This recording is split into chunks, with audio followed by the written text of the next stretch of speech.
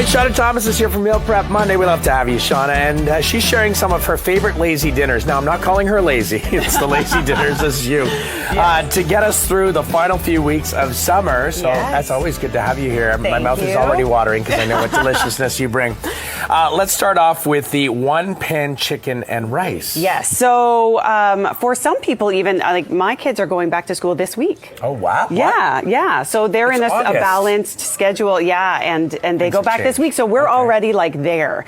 So we need some fast and easy dinners. So that's why I brought these today. It's beautiful. Thank you. Yeah, this one-pan chicken and rice. When I say one pan, I actually mean it. You know, sometimes they're like, but then use this bowl and then use this. Yeah, one pan. So I brought this big pan here. It's a 9x13 pan, like a big cake pan. Do you prepare it in the pan? You prepare it in the pan. So you grease the pan, pour in the rice, pour in the peas, a little bit of seasoning, top it with chicken thighs. Now, the important thing here is that you use bone-in, skin-on chicken thighs, which is great because they're actually cheaper than, you know, is that because skinless, the timing of boneless. Cooking a bone-in will match the time required to cook the rest of the ingredients? Yes, but also it will stay really nice and juicy and add way more flavor to the rice as well. So you put all of that in. I top it with either a barbecue sauce or a spicy sauce, whatever you have in your fridge, and you bake it for about 45 minutes, uncovered, and it's done. The rice cooks, the chicken cooks, it's all done at one time, and it's great if you have a smaller family because it does about 8 to 10 chicken thighs at a time.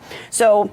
And I love the taste of chicken broth and rice. I feel like that's just... Yeah, and that's the other thing I should mention. You do have to pour chicken broth on here, and you need to boil it. So that is one thing that you need to do. It needs to be piping hot. You pour it over top and then throw it in the oven. Everyone was probably wondering, how does the rice cook? So you pour all that in there. It's going to look like soup, and you throw it in, and everything is perfectly cooked at the end. It looks delicious. Yeah, it is really good. Yeah. So I'm going to take a little bit of that, and then we'll move on to the Greek turkey meatballs. Yes. So I love these turkey meatballs because this is something that you can batch cook really easily. You can make a ton of it. So I do 2 pounds of turkey at a time. You could easily do 4, do 2 pans.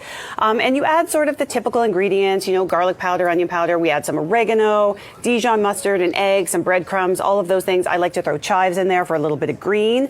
But what I like is you could use this for spaghetti and meatballs. You could serve it with whatever you want on the side. But I love it with this sort of no-cook dinner. If you already have the meatballs done, you just have to cut a pita in half, add some tzatziki or some hummus, feta, some fresh vegetables. I have here peppers, cucumbers, tomatoes, and onions. Turkey is one of my favorite things, and I feel like, why do we always have to wait for the holidays? I know.